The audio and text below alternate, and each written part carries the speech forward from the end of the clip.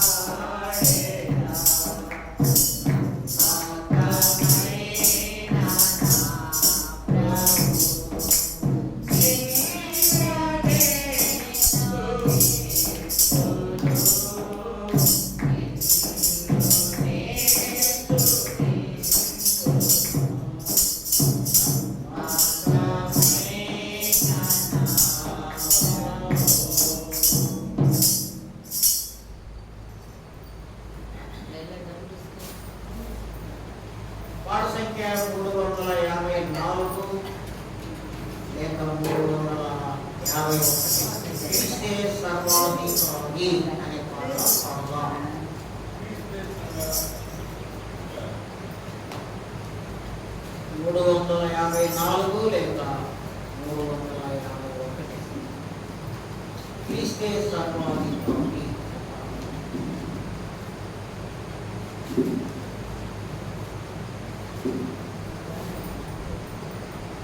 క్రీస్తే సర్వాధికారి, క్రీస్తే అల్ఫా ఒమేగా, ఆది సర్వాధికారి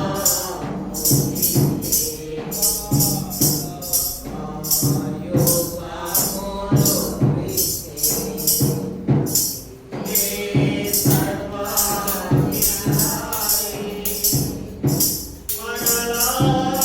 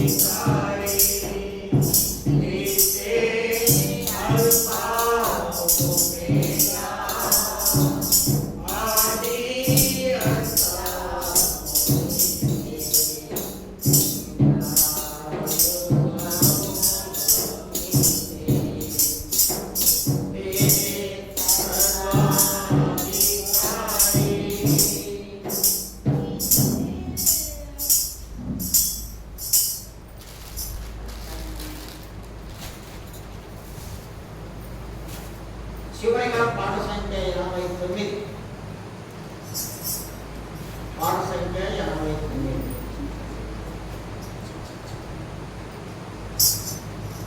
లేక 87, 89 లేక 80.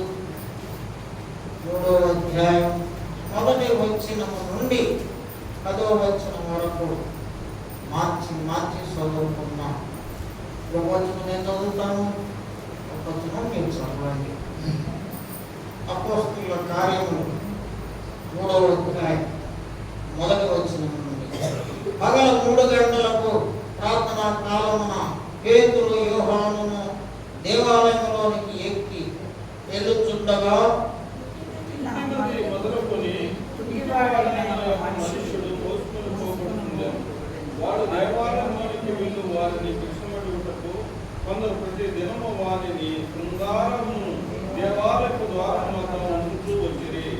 పేతురు యోహాను దేవాలయంలో ప్రవేశించబోనప్పుడు వాడు చూచి భిక్షమడుగగా పేతురు యోహానును వారిని తేరి చూసి మా తట్టు చూడమనిరి. వారి యొక్క ఏమైనా దొరుకునని కనిపెట్టుచు వారి యందు లక్ష్యం ఉంచెను. అంతటా పేతురు వెండి బంగారము నా యొద్ద లేవు గాని నాకు కలిగినదే నీకు ఇచ్చుచున్నాను. నజరేయుడైన యేసుక్రీస్తు నామమున నడుమని చెప్పి వాని కుడి చెయ్యి పట్టుకొని లేవనెత్తెను. వెంటనే వాని పాదములను చీల మండలములను బలము పొందెను. వాడు నిలిచి నడిచెను. నడుచుచు గంతులు వేయుచు దేవుడు వారితో కూడా దేవాలయంలోనికి వెళ్ళెను. వాడు నడుచుచు దేవుని స్తుతించుట ప్రజలందరూ చూచి శృంగారమును దేవాలయపు ద్వారం వద్ద భిక్షము కొరకు కూర్చుండిన వాడు వీడే అని గుర్తెరిగిరి. వారికి జరిగిన దానిని చూసి విస్మయంతో నిండి పరవశులైరి. ప్రార్థన చేసుకుని దేవుని మాటలో విని దేవుని ఆనందిస్తాం.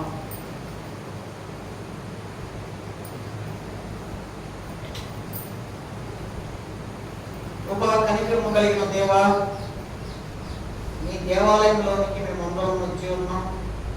నాతో మాట్లాడండి. మీ మాటలు విని మేము ఆరాధించాలి, కృప చూపించాలి. నీ సన్నిధి మాకు ఉంచాలి. నీ ఆత్మ సంచారం మాకు ఉంచాలి. మాకందరికీ నీ వాక్యం విని ఆ వాక్యానికి లోబడడానికి కృప చూపించమని ప్రార్థిస్తున్నాం. యేసుక్రీస్తు నామములో స్తుతించి ప్రార్థించి వేడుకుంటున్నాము తండ్రి. మనుషులందరి పట్ల దేవునికి ఒక కోరిక ఉన్నది. మనుషులందరి పట్ల ఎందుకు మనుషులందరి పట్ల ఉంది ఆయన కోరిక అంటే, మనుషులందరూ దేవుని సృష్టి. ఈ సృష్టిలో దేవుడు అనేకమైన జీవరాశులను సృష్టించాడు. కానీ అయితే మనిషి యొక్క సృష్టి ఒక ప్రత్యేకత. ఏంటి ఆ ప్రత్యేకత అంటే, మానవుడు దేవుని పోలిక, మానవుడు దేవుని స్వరూపము, మానవుడు దేవుని చేత సృష్టింపబడిన వాడు. కాబట్టి మానవుని ఎడల దేవునికున్న కోరిక ఏమిటి అంటే, మనుషులందరూ తన సృష్టికర్తను జ్ఞాపకం చేసుకొని ఆ సృష్టించిన సృష్టికర్తను ఆరాధించాలి. అది దేవుని కోరిక. మనుషులందరూ దేవుణ్ణి ఆరాధించాలి. ఎలా ఆరాధించాలి అంటే, ఆత్మతో సత్యముతో ఆరాధించాలి. అంటే మానవుని ఆరాధనపై దేవుడు కోరుకుంటున్నది ఒక సత్యం. ఒక సత్యం కావాలి. లోకములో ఉండే మనుషులందరూ అసత్యములో ఉన్నారు.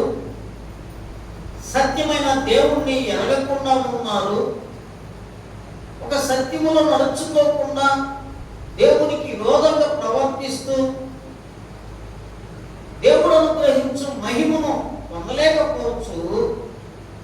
మానవుడు కొట్టుమెట్టలాడుచు ఉండగా దేవుడు యేసుక్రీస్తు వారుగా భూమి మీదకు వచ్చి, యేసుక్రీస్తు వారు మనుషులందరి కొరకు చనిపోయి ఆయన రక్తము కార్చి ఆయన మనందరినీ పవిత్రులుగా చేసి ఆయన అంటున్నాడు, నేనే సత్యం అంటున్నాడు. కానీ భూమి మీద సత్యవంతులు ఎవరు లేకుండా పోయారు. మనుషులందరూ పాపము చేసి సత్యవంతుని ఎరుగక దేవునికి విరోధంగా ప్రవర్తిస్తూ పాపములో జీవిస్తూ శాంతి సంతోషం లేకుండా జీవిస్తున్న మానవుడి నుండి దేవుడు కోరుకున్నది ఏంటంటే, సత్యము కలిగి ఉండాలి, పరిశుద్ధత కలిగి ఉండండి. పరిశుద్ధతలో అంశం, ఒక భాగం సత్యం. పరిశుద్ధులు సత్యవంతులుగా ఉంటారు. కాబట్టి నీ ఆరాధన ఆత్మతో సత్యముతో ఉండాలి. నీ జీవితంలో సత్యము లేకుండా, దేవుని ఆత్మ లేకుండా నువ్వు ఆరాధిస్తే ఆ ఆరాధన దేవుడు అంగీకరించడు. ఒకవేళ నువ్వు తృప్తి పడవచ్చు, నేను ఆరాధించాను దేవుణ్ణి, ఆ ఆరాధన దేవుడు అంగీకరించాడు అని నువ్వు తృప్తి పడవచ్చు. నీలో సత్యం లేకపోతే ఆ ఆరాధన వ్యర్థమైపోతుంది, వేస్ట్ అయిపోతుంది. మంచి ఉదాహరణ కయీను, హేబెలు. వాళ్ళిద్దరూ ఒకే మానవునికి పుట్టారు. వాళ్ళిద్దరూ అన్నదమ్ముళ్ళు, ఒకే రక్తాన్ని పంచుకొని పుట్టారు. వారిద్దరూ ఒకే దేవుడిని నమ్మారు. వారిద్దరూ ఒకే దేవాలయానికి వెళ్ళారు. ఇద్దరు అర్పణలకి వెళ్ళారు దేవుణ్ణి ఆరాధించడానికి. అయితే ఒకరి ఆరాధన దేవుడు అంగీకరించాడు, మరొకరి ఆరాధన దేవుడు అంగీకరించలేదు. అలాగనే కయీను ఆరాధన దేవుడు ఎందుకు అంగీకరించలేదు అంటే కయీనులో సత్యము లేదు.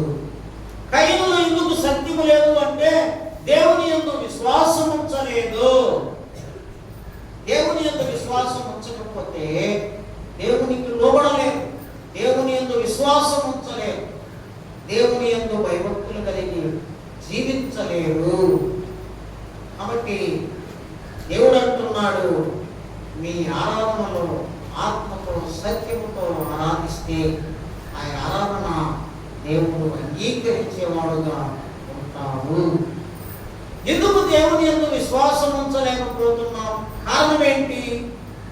ఎంత భయభక్తులు కలిగి ఉండాలనుకున్నా, ఎంత మంచిగా ఉండాలనుకున్నా, ఎంత విశ్వాసము కలిగి ఉండాలనుకున్నా, ఎందుకు దేవుని యందు భయభక్తులు కలిగి ఉండలేకపోతున్నాము అంటే దేవుడు అంటే మనకు అర్థం కావడం లేదు. దేవుడు అంటే చాలా సులభన, చాలా ఈజీ. అవసరం వస్తే దేవుని దగ్గరికి వెళ్దాం, అవసరం లేకపోతే దేవుని దగ్గరని నిర్లక్ష్యం చేద్దాం.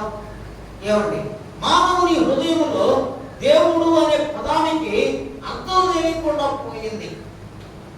దేవుడు అనే పదానికి నిర్వచనం తెలియకుండా పోయింది మానవునికి. అందుకని దేవుణ్ణి నిర్లక్ష్యం చేస్తున్నాడు మానవుడు. ఏదో సమస్య వచ్చినప్పుడు దేవుడి దగ్గరికి వెళ్తారు, కానీ మిగిలిన టైంలో దేవుణ్ణి దగ్గరికి వెళ్ళరు, దేవుణ్ణి జ్ఞాపకం చేసుకోరు. దేవుడు అర్థం కాలేదు కాబట్టి దేవుని యందు విశ్వాసం ఉంచలేము. దేవుని యందు విశ్వాసం ఉంచలేము కాబట్టి దేవుణ్ణి ఆరాధించలేము. దేవుణ్ణి ఆరాధించలేము కాబట్టి మన ఆరాధన దేవుడు అంగీకరించే ఆరాధన కాదు. ఎందుకు యేసు ప్రభు శిలువలో మరణించాల్సి వచ్చింది? ఎందుకు దేవుడు యేసు ప్రభువుగా మానవ రూపము ధరించవలసి వచ్చింది అంటే మనుషులందరూ ఒక సత్యము తెలుసుకోవాలని. మనం చదువుకున్న లేఖన భాగం ఆరాధనకు మరి కారణం దేవునికి మానవునికి ఉన్న సత్సంబంధం, ఒక సంబంధ బాంధవ్యం, ఒక కారణం ఉండాలి. ఏమండి, మానవునికి దేవునికి ఒక బంధం ఉంది. అందుకని ప్రతి మానవుడు దేవుణ్ణి ఎతుకుతూ ఉన్నాడు. ప్రతి మానవుడు, అడవులలో నివసించేవారు, ఎడారులో నివసించేవారు, అజ్ఞానులు కూడా దేవుణ్ణి ఎదుగుతూ ఉన్నాడు. దేవుణ్ణి ఎదుగుతూ ఉన్నాడు. ఎందుకు ఎదుగుతున్నాడు అంటే మానవునికి దేవుని ఆత్మ ఉన్నది. మానవునిలో దేవుని ఆత్మ ఉంది. అందుకనే మానవుడు ఎక్కడ నివసించినా దేవుణ్ణి పెట్టుకొని దేవుణ్ణి పూజిస్తున్నాడు, దేవుణ్ణి ఆరాధిస్తున్నాడు, దేవుణ్ణి ఎదుగుతూ ఉన్నాడు. ఏమి సంబంధం ఉంది అంటే ఒక ఎగ్జాంపుల్ చెప్తాను. దేవునికి మానవునికి ఏమి సంబంధం ఉందంటే ఒక తల్లి బిడ్డను ప్రసవించినప్పుడు తల్లికి బిడ్డకి ఒక సంబంధం ఉంటుంది. ఏంటి ఆ సంబంధం అంటే పేగు బంధం. పేగు బంధం కనెక్షన్ అయి ఉంటుంది తల్లికి బిడ్డకి. ఆ పేగు బంధం ఏం చేస్తుందంటే తల్లి తినే ఆహారం అంతా బిడ్డలోనికి వెళ్ళి బిడ్డ జీవిస్తూ ఉంటుంది, ప్రాణముతో ఉంటుంది. ఆ బిడ్డ పుట్టిన తర్వాత ఆ పేగు బంధాన్ని కట్ చేసి బిడ్డని వేరుపరుస్తారు. అలాగే మానవుడు కూడా దేవుడితో ఒక సంబంధము కలిగి ఉన్నాడు. అయితే మానవుడు తన ఆలోచన బట్టి, తన పాపమును బట్టి ఆ పేగు బంధం అనేది కట్ చేసుకొని దేవునికి దూరం అయిపోయాడు. ఎంత దూరం అయిపోయాడు అంటే దేవుడు అంటే అర్థం కాలేనంత దూరం వెళ్ళిపోయాడు. దేవుడు అంటే కనిపించలేనంత దూరం అయిపోయాడు మానవుడు. తిరిగి యేసు ప్రభు మానవుని కొరకు ప్రాణం పెట్టి ఆ బంధాన్ని మళ్ళా కలిపాడు. బంధాన్ని మళ్ళీ ఏం చేశాడు? ఎవరు నా యందు విశ్వాసం ఉంచుతాడో వాని యందు నేనుంటాను, నా మాటలు వాని యందు ఉంటాయి. ఇప్పుడు దేవుని యందు విశ్వాసం ఉంచడం ద్వారా, యేసుక్రీస్తునందు విశ్వాసం ఉంచడం ద్వారా దేవుని తిరిగి మళ్ళా కలుసుకుంటావు, దేవుని ఆరాధిస్తావు, దేవుని యందు విశ్వాసం ఉంచుతావు. కాబట్టి మన ఆరాధనకు కారణం ఇక్కడ ఒక మాట రాయబడి ఉంది, అపోస్తలుల కార్యములు. అపోస్తలులు అంటే యేసు ప్రభు వారి శిష్యులు. అపోస్తలు అంటే ఎవరు? యేసు ప్రభు శిష్యులు. అపోస్తలులు అంటే అర్థం ఏంటంటే పిలవబడిన వారు అని అర్థం. ఎక్కడి నుంచి పిలువబడ్డారు?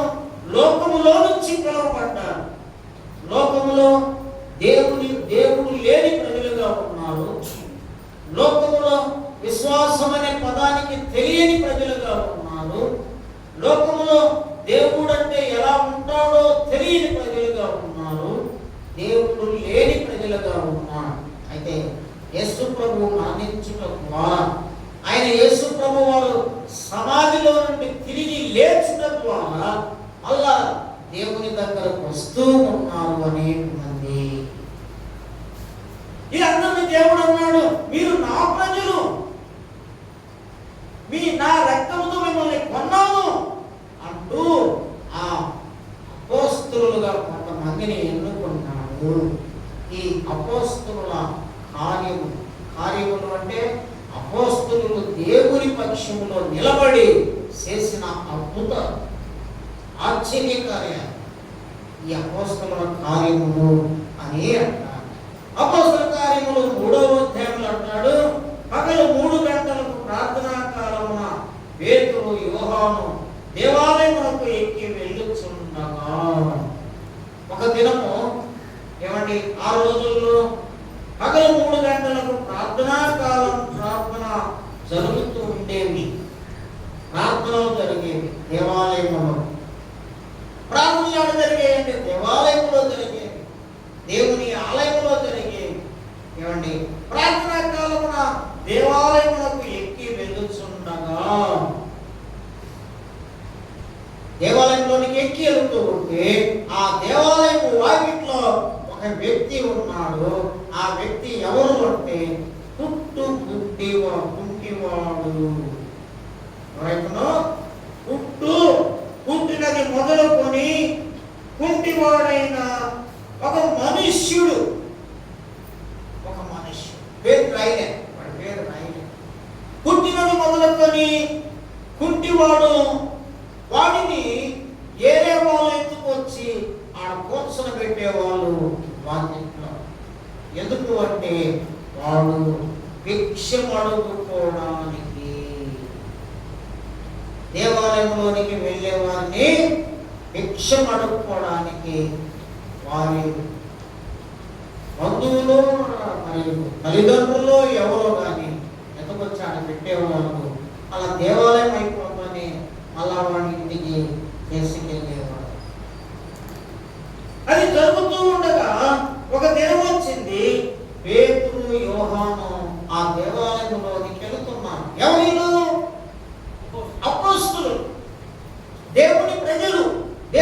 లక్ష్యంలో నిలబడినామో వీళ్ళు వెళుతూ ఉంటే వాళ్ళు కొంచెం అందరికన్నా కొంచెం ఒక ప్రత్యేకంగా కనబడినారేమో అని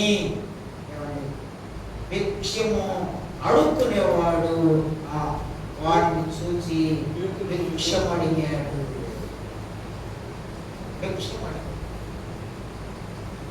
నాలుగవ వచనములో పేతురు యోహాను వారిని తేరి చూసి మా తట్టు చూడు. పేతురు యోహాను వాడు భిక్షం అడిగితే వాళ్ళు అన్నారు మా తట్టు చూడు. అయితే వాడు ఏమి చేశాడంటే వాడి తట్టు చూస్తూ వాళ్ళ దగ్గర ఏమైనా దొరుకుతుందేమోనని వారి యొక్క లక్ష్యం ఉంచాడు. లక్ష్యం ఉంచడం అంటే ఆశ, ఆతృత అది ఏమైనా ఎక్కువ ఇస్తారేమో ఆశ. మామూలుగా మనం ఏం చేస్తాం, గుడ్డ పరుచుకొని కూర్చొని ఉండే వాళ్ళని పోతూ ఉంటే ఏమన్నా అడిగితే రోగాలు తీసుకేసి మాట్లాడడం కూడా మాట్లాడడం, ఏదైనా డబ్బులు ఉంటే ఇట్లా మానేసేస్తాం. అయితే వాళ్ళు ఒక ప్రత్యేకంగా ఉన్నారు. మా తట్టు చూడు, మా తట్టు చూడడం ఏదో ప్రత్యేకంగా ఉన్నారు అని ఎక్కువ ఏమైనా ఇస్తారేమోనని వాళ్ళ ఆసక్తితో వాడు ఎదురు చూస్తుంటే వాళ్ళు ఏమన్నారంటే వెండి బంగారములు మా యొక్క లేవు కానీ. అంటే ఇప్పుడు రూపాయి బిళ్ళలో ఎట్లనో ఆ రోజుల్లో వెండి బంగారం ఆ పిల్లలు ఉంటాయి, ఆ పిల్లలు ఇచ్చేవారు. వాళ్ళు అంటున్నారు వెండి బంగారాలు మా దగ్గర లేవు, నువ్వు ఆశించింది మా దగ్గర లేదు. సరే మా దగ్గర ఏంటి అంటే యేసు నామం ఉన్నది. ఏమో మా దగ్గర యేసు నామం. ఏంటి యేసు నామము? యేసు నామములో నదివేయుడైన యేసు క్రీస్తు నామమున చెప్పి వారి కుడి చేయి పట్టుకొని లేవనెత్తెను. వెంటనే వారి పాదములను శీలమండలమును బలము పొందెను. మా దగ్గర నువ్వు ఆశించింది లేదు, అయితే మా దగ్గర ఉంటుంది. ఏంటిది అంటే యేసు నామములో లేచి నడువు.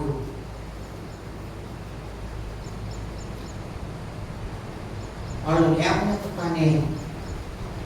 వాడు ఏమయ్యాడట, వెంటనే వాని పాదములు చీల మండలం బలము పొందినాయి. ఎన్ని సంవత్సరాల నుంచో పుట్టినది మొదలుకొని బలము లేని కాళ్ళు, మోసకాలు, శక్తి లేని కాళ్ళు. ఎవరో ఒకరు నడిచి కూడా రాలేడు, ఎవరో ఒకడు ఎత్తుకొని పోయాడు, పెట్టాలి. తనంతగా తాను రాలేని పరిస్థితి. వీళ్ళు పట్టుకొని చేయగానే వాడు కాళ్ళు, ఎముకలు, నలాలు, చీల మంటలు బలము పొంది దిక్కున లేచి నంబర్ 1 నిలిచి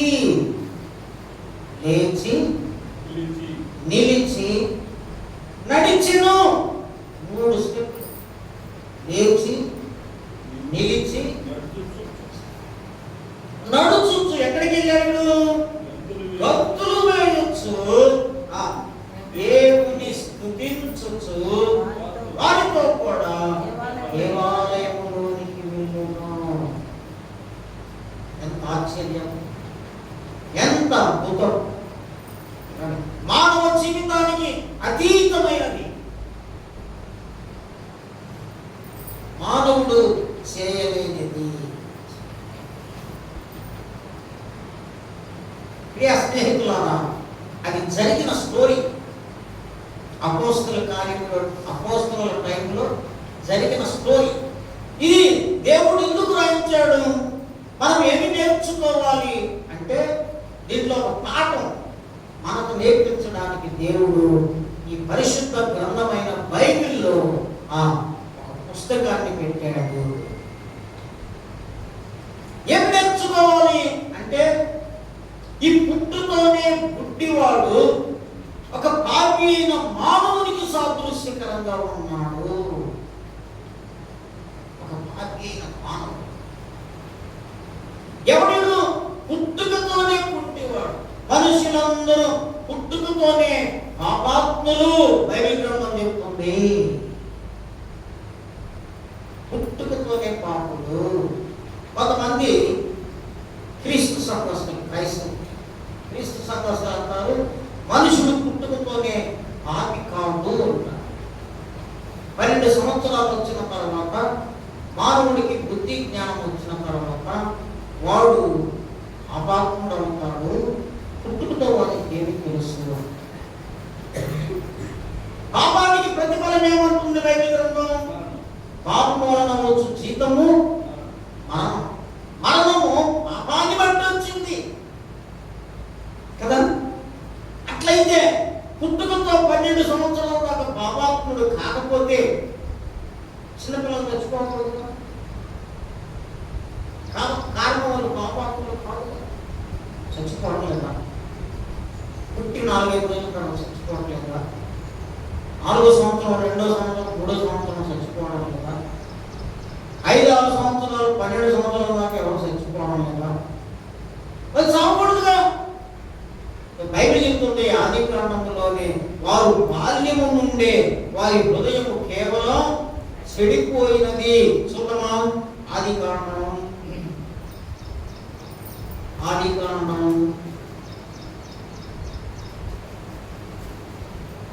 6వ అధ్యాయం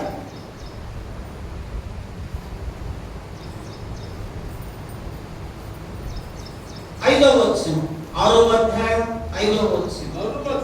నరుల చెడుతనము భూమి మీద గొప్పదనియు వారి హృదయం యొక్క తలంపులోని మోహంతయు ఎల్లప్పుడూ కేవలము చెడ్డదని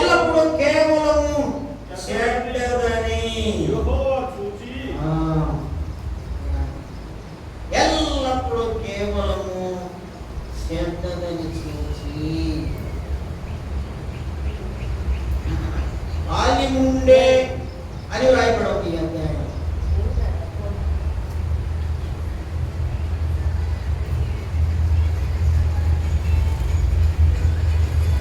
కాబట్టి నరులు జన్మముతోనే పాపాత్ములై ఉన్నారు.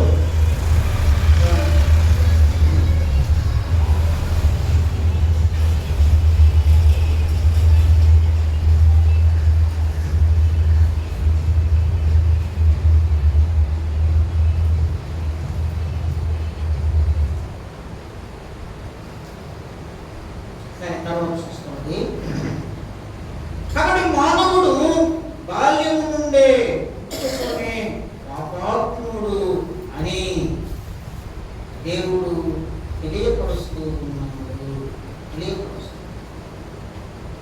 కాబట్టి ఈ పుట్టివాడితో పాటు మనుషులందరూ బాల్యము నుండే కేవలం చెడిపోయిన వారుగా కనబడుతూ ఉన్నారు. రెండవది, ఏ వ్యక్తి ఎవరో వచ్చి అతను తీసుకొచ్చాడు కనుక తనంతట తాను లేడు. పాపములో ఇది ఒక కారణం, పాపానికి సంబంధించిన ఎవడో ఒకడు నడిపించాలి, ఎవడో ఒకడు తీసుకురావాలి. పాపి యొక్క స్వభావం. మూడోది, వాడు ఎల్లప్పుడూ అడుక్కుంటూ ఉన్నాడు. ఎల్లప్పుడూ ఒకడికి ఇచ్చేవాడుగా లేడు. ఈ స్వభావం కలిగిన మానవుడిని యేసుక్రీస్తు వారు తన రక్తముతో, తన మరణము ద్వారా, యేసుక్రీస్తు వారు సమాధిలో నుండి తిరిగి లేచిన ఆ ప్రభావము ద్వారా మానవునికి తిరిగి ఆయన రక్షించాడు. పాపము నుండి విడిపించినాడు. పాపము నుండి విడిపింపబడిన మానవుడు తన జీవితంలో 4 ఆశ్చర్య కార్యాలు జరగాలి. మొట్టమొదటిది చీలమండలము, వాని పాదములు చీలమండలమును బలము పొందాలి. బలహీనులవ్వకూడదు. క్రీస్తును నమ్మిన వారు ఆధ్యాత్మిక జీవితంలో బలవంతులై ఉండాలి. ఎఫెసీ పత్రికలో రాయబడి ఉంది, నా కుమారుడా క్రీస్తు యేసునందు బలవంతులై ఉండండి. ఎందుకు బలం? శరీర బలం కాదు, ఇది ఆత్మీయ బలం. ఎందుకు అంటే మనకు వచ్చే శోధనలలో, కష్టాలలో, ఇరుకులలో, ఇబ్బందులలో విజయం పొందేవారుగా ఉండాలి. క్రైస్తవ జీవితం విజయం పొందేదిగా ఉండాలి. క్రైస్తవ జీవితం నీటికి ఎదురు ఈదేదిగా ఉండాలి. ఎందుకంటే ఈ లోకమంతా పాపమే కొనసాగుతూ ఉండగా క్రైస్తవుడు ఒక ప్రత్యేకమైన జీవితం జీవించేవాడుగా ఉండాలి. పాపాన్ని ఛేదించేవాడుగా, పాపమునకు అతీతుడుగా ఉండాలి. అందుకు కాబట్టి బైబిల్ గ్రంథం చెబుతుంది, నా కుమారుడా క్రీస్తు యేసునందు కృపచేత బలవంతుడవు అవును. రెండవదిగా ఏం చేశాడంట? వాడు దిక్కున లేచి నిలిచి. దిక్కున ఏం చేశాడు? లేచి నిలిచి. ఇంతకుముందు నిలబడలేడు, ఇంతకుముందు కూర్చొని ఉండేవాడు. ఆధ్యాత్మిక జీవితంలో లేచుట ఒక గొప్ప అనుభవం. లేచి నిలిచి నడిచెను. ఇది ఆత్మీయంగా ఎదుగుదలకు సాదృశ్యం. మన క్రైస్తవ జీవితంలో ఎంతో కాలం నుంచి మనం క్రైస్తవులుగా జీవిస్తూ ఉండగా మనం ఎదుగుతున్నామా లేదా? మన ప్రవర్తన మారుతుందా లేదా? మన పరిశుద్ధమైన అనుభవంలోకి వెళుతున్నామా లేదా? యేసుప్రభువు నమ్మి కూడా అందరి మాదిరిగానే లోకంలో తిరుగుతూ అపవిత్రులమై పాపములో జీవిస్తూ ఉంటే మనలో ఎదుగుదల లేదు అని అర్థం. మనలో ఎదుగుదల, ఒక చెట్టు పెరుగుతూ ఉంటే కింద పాతాకులు ఊడిపోవాలా, పైన కొత్తాకులు రావాలా, అప్పుడు చెట్టు ఎదుగుతూ ఉందని అర్థం. అలాగే మనం కూడా ఆధ్యాత్మికంగా అభివృద్ధి అవుతున్నాము అంటే స్లోగా పాత స్వభావం పోవాలి. ఇంతకుముందు ఊతులు తిప్పేవాడు, ఇప్పుడు స్లోగా మారాల. సంవత్సరాలు గడిసేస్తుంది, మారాల. ఇంతకుముందు అబద్ధాలు ఆడేవాళ్ళు, ఇప్పుడు ఆడకూడదు. బైబిల్లో రాయబడింది, నీ మాట అవును అంటే అవునా అని, కాదు అంటే కాదు అన్నట్టున్నారు. మనకు మంచినీళ్ళు తాగినంత మర్యాద లేకపోతాను. కారణం ఏంటంటే దైవ భయం లేదు. ఇష్టం వచ్చినట్లు మాట్లాడతాం. ఈ నాలుగుతోనే దేవుణ్ణి ఆరాధిస్తాం, ఈ నాలుగుతోనే బూతులు తిడతాం, ఈ నాలుగుతోనే అబద్ధాలాడుతాం. మార్పు లేని క్రైస్తవ జీవితం అని క్రైస్తవ జీవితం కాదు. కాబట్టి పుట్టుతోనే ఇంటివాడుగా ఉన్న ఈ వ్యక్తిలో 4 అనుభవాలు, లేచి నిలిచి నడుచు. ఒక టైం వచ్చిన తర్వాత గంతులు వేస్తున్నాడు. గంతులు ఆధ్యాత్మిక జీవితంలో ఒక ఉన్నతమైన స్థాయికి ఎదుగుతూ ఉన్నాడు. గంతులు వేసి ఎక్కడికి వెళ్ళాడంట? ఇంటికి వెళ్ళలే. నాయన నా సైజుడు, ఎందుకు ముందు నేను నడవలేనుండి కదా, ఇప్పుడు చూడు ఎట్లా పరిగిస్తున్నాను అని ఇంటికి పరిగెత్తలే. వాళ్ళ పక్కింటి వాళ్ళకి వెళ్ళిన అమ్మమ్మ చూడు, నేను చూడు ఇంతకు ముందు నన్ను ఎవడో ఎత్తుకోబోయేవాడు కదా, ఇప్పుడు చూడు నేను పరిగిస్తున్నాను అని చూపించుకోవడానికి పరిగెత్తలే. ఎక్కడికి వెళ్తున్నాడంట? దేవాలయంలోనికి వెళ్ళాడు. దేవాలయంలోనికి వెళ్ళాడు. ఒకరి ఎలా స్తుతించొచ్చు. అది అలా ఏమని స్తుతించాడు అయి ఉండొచ్చు, ఏమని స్థుతి చేస్తూ ఉండిన వాడు అయి ఉండొచ్చు. అంటే ప్రభువా, నేను ఇంతకు ముందు నడవలేను అయ్యా, ఇప్పుడు నడిపిస్తున్నావు. అది అలా మనం చేసే ఆరాధనలో ప్రభావం కానప్పుడు నేను పాపిగా ఉన్నాను, పాప స్వభావము కలిగి ఉన్నాను, పాపపు స్థితి కలిగి ఉన్నాను. క్రీస్తు దగ్గరకు వస్తే నా పాపములన్నీ క్షమించావు. నా పాపానికి వచ్చే జీవితం మరణం, ఆ మరణం నుండి నన్ను విడిపించావు. నేను ఈరోజు సస్తే నిత్య జీవంలో ఉంటాను. అది నిరీక్షణ. ఇది కలిగి ఉండాలండి. ఇది కలిగి ఉండకపోతే మన క్రైస్తవం జీవితం విలువలేని జీవితం అయి ఉండొచ్చు. విలువ ఉండదు. ఒక మార్పు కలిగి ఉండాలి. అందుకే దేవుడు మనల్ని పిలిచాడు. నీ ఇష్టమైనట్టు జీవించదు, నేను నీకు వరాలు ఇస్తానంటే అది కుదరదు. దేవుడు తన సృష్టి బిడ్డలను, తను సృష్టించిన వారిని ఇష్టమైనట్లు జీవించడానికి దేవుడు అవకాశం ఇవ్వలేదు. కానీ దేవుడు తన అడుగు జ్ఞానంలో కావాలని దేవుడు మనకు గొప్ప అవకాశం ఇస్తూ వచ్చాడు. అవకాశం ఇస్తాడు. కాబట్టి మనం ఆలోచిద్దాం. ఎందుకు క్రైస్తవులు అయినా, ఎందుకు దేవుడిని నమ్మాం, ఎందుకు దేవుడు మనల్ని ఒక ప్రాంతంలో ఉంచాడు. చూడండి, ఒక మాట పుస్తకం మనం ముందుకెళ్దాం. తెస్సలోనికయులకు రాసిన పత్రిక, మొదటి పత్రిక, తెస్సలోనికయులకు రాసిన మొదటి పత్రిక 4వ అధ్యాయం 7వ వచనం. పరిశుద్ధులకే దేవుడు మనలను పిలిచెను గాని అపవిత్రులుగా ఉండుటకు పిలువలేదు. పౌలు రాస్తున్నాడు తెస్సలోనికై సంఘానికి, పరిశుద్ధులగుటకే దేవుడు మనలను పిలిచెను. దేవుడు మనల్ని పిలిచాడు. ఒకనొకప్పుడు క్రీస్తు ఎవరో మనకు తెలియదు. ఒకనొకప్పుడు విశ్వాసం అంటే మనకు తెలియదు. ఒకనొకప్పుడు దేవుడు అంటే తెలియదు. దేవుడు ఎలా ఉన్నాడో తెలియదు. పరిశుద్ధత అంటే తెలియదు. నిరీక్షణ అంటే తెలియదు. కొన్ని పదాలకు అర్థాలు తెలియదు. అయితే దేవుడు మనల్ని పిలిచాడు. ఎందుకు పిలిచాడు అంటే పరిశుద్ధులకి దేవుడు మనల్ని పిలిచాడు. ఇది ఒక గొప్ప సత్యం.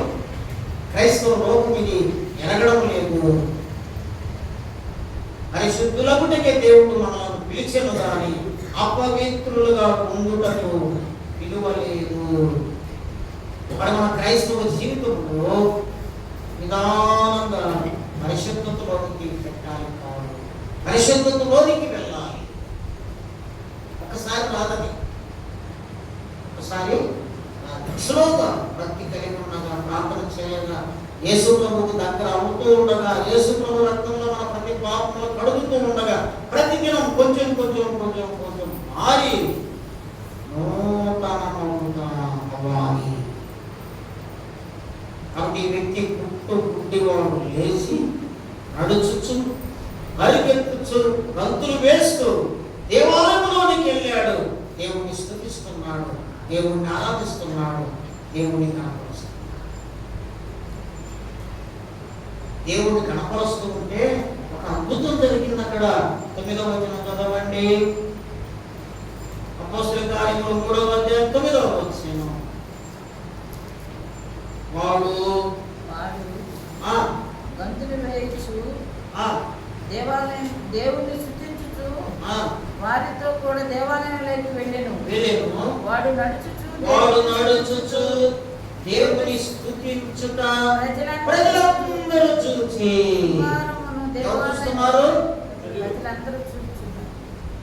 ప్రజలందరూ చూచి చూడరా మనల్ని అందరూ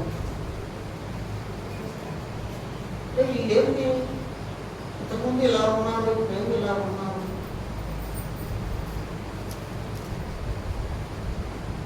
మనం చూస్తున్నాడు ఈ లోకం, మనం చదువుతుంది. పౌరులు రాస్తాడు, నా పత్రికలు మీరు దేవుని పత్రికలు మనల్ని లోకం చదువుతుంది. మన ప్రవర్తన, మన మాటలు, మన చేష్టలు, మన జీవితం లోకం చదువుతుంది. లోకం చదువుతున్నప్పుడు మనల్ని చూస్తూ ఉన్నప్పుడు ఎవరు కనపడాలి మనలో? క్రీస్తు కనపడాలి. ఎందుకు ఇలా ఉన్నారు అంటే క్రీస్తుకు సంబంధించిన క్రీస్తు ప్రేమ. ఒకసారి ఏం జరిగిందంటే ఒరిస్సాలో గ్రహం స్టెయిన్ అనే ఆయనను ఆయన పిల్లలను జీపులో వేసి సజీవ దహనం చేశారు. ఎన్నారి వంట ఆయన ఏం చేశాడు?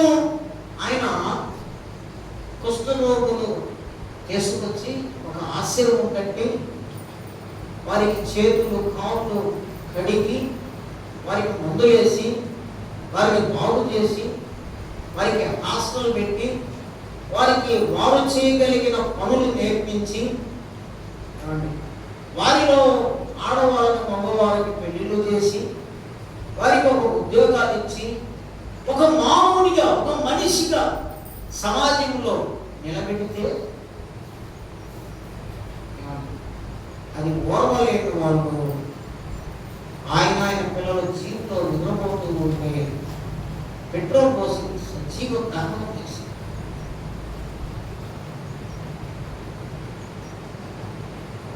ఆయన భార్య ఆయన కూతురు లేరు అసలు. తర్వాత వాళ్ళు చనిపోయిన తర్వాత వాళ్ళు వచ్చి చూస్తే అందరూ కాలిపోయారు. మన ఇండియా ప్రభుత్వం వాళ్ళు పట్టుకొని, అమ్మా నీ బిడ్డలని నీ భర్తలు చనిపోయిన వాళ్ళని పట్టుకున్నా ఏం చేయమంటారంటే వాళ్ళని క్షమించి వదిలేయండి. ఎందుకన్నారు? వాళ్ళని ఏమంటారండి, అది చేయండి అనలే, వాళ్ళని గురి చేయండి అనలే, వాళ్ళని చంపండి అనలే, వాళ్ళని క్షమించి వదిలేయండి. ఏంటది? క్రీస్తు ప్రేమ.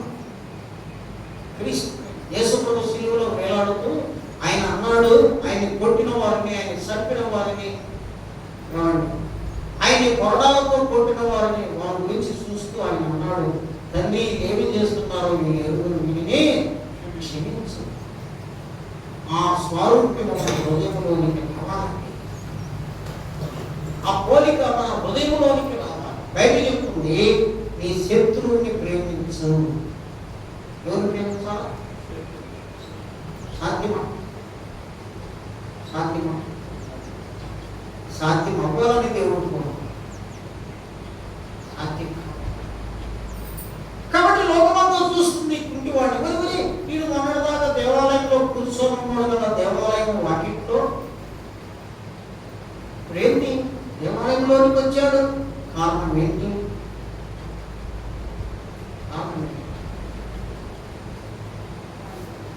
మనం చూసేవాళ్ళు వీళ్ళు ఒకప్పుడు ఇలా ఉన్నారు, ఇప్పుడు ఎలా ఉన్నారు? క్రీస్తును నమ్మిన తర్వాత ఈ జీవితంలో ఏమి మార్పు కలిగింది? ఇదేనండి గొప్ప సాక్ష్యం. మన ఏడే వాళ్ళ పార్టీ చెప్పాల్సిన అవసరం, మన జీవితాలను చూసి ఆకర్షించడం, మన సాక్ష్యం చూసి అనేక మంది ఆకర్షించడం. కాబట్టి ఈ కుంటి వాడితో మనం నేర్చుకున్న పాఠం ఏం చేశాడో ఆరాధిస్తున్నాడు. మనం కూడా దేవుని ఆరాధించడానికి వచ్చాము. ఏమని ఆరాధిస్తామంటే కుంటి వాడి వలె మన జీవితంలో ఏ మార్పు వచ్చింది అది ఎవరు తెలుసు? నాకు తెలియదు. నాకు తెలుసా? నాలో ఏ మార్పు వచ్చిందో మీకు తెలుసా? తెలియదు కదా. మీ గురించి నాకు తెలియదు, నా గురించి మన ఇంట్లో వాళ్ళకు కూడా తెలియదు. భార్య జీవితంలో ఏం మార్పు వచ్చిందో భర్తకు తెలియదు, భర్త జీవితంలో భార్యకి ఏం మార్పు వచ్చిందో భార్యకు కూడా. దేవుని యందు నీకు దేవునికి ఉన్న కనెక్షన్, సంబంధం నీకే ఇప్పుడు మోకరించి ప్రభా కానప్పుడు నేను ఇలా ఉన్నానయ్యా, నేను నమ్మినట్లు నేను విశ్వాసం ఉంచుకోవాలి, నీ దగ్గరకు ఉంచుకోవాలి, నా జీవితాన్ని మార్చి. అందుకని అది ఆ ఆరాధన అది సత్యమైందైతే ఆరాధన దేవుడు అంగీకరించి నేను ఆశీర్వదిస్తాను, నేను దీవిస్తాను, నేను అభివృద్ధి చేస్తాను, నిన్ను క్రీస్తుకు సాక్షిగా వాడుకుంటున్నాను.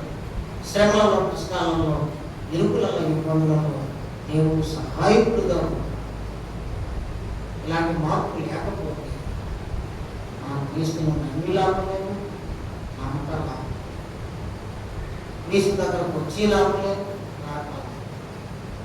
క్రీస్తుకి ఎంత ఇచ్చినా